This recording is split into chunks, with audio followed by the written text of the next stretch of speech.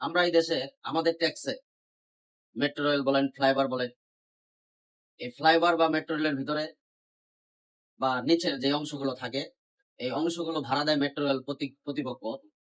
কিন্তু সেই জায়গায় মানুষ দাঁড় করায়, দাঁড়িয়ে মানে যে কোনো জিনিস ক্রয় করে বা খাওয়া দাওয়া করে নর্মাল যারা পথচারী আছে।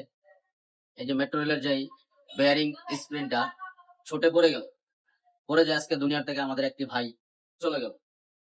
এখন এটা কার, এটা মানে কার হইলো 10 টাকা?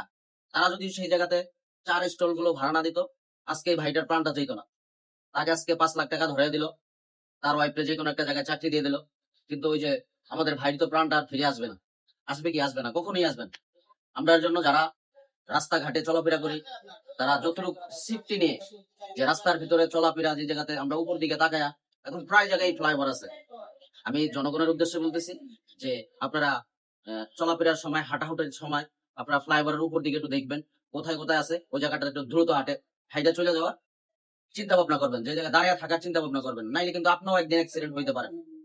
যে ভাইটা আজকে চলে গেছে, ওই ভাইয়ের মতন আমরাও একদিন চলে যেতে পারি। হ্যাঁ, আমাদের মরণ আছে, তার মধ্যে আমরা সেফ থাকতে হবে। সেফ থাকলে এই দুর্ঘটনার কবলে আমরা পড়বো না। হুম। আমাদের বাংলাদেশে যদি একটা জিনিস সস্তা থাকে, সেটা সস্তা হয়েছে যে আমাদের মানুষের জীবন।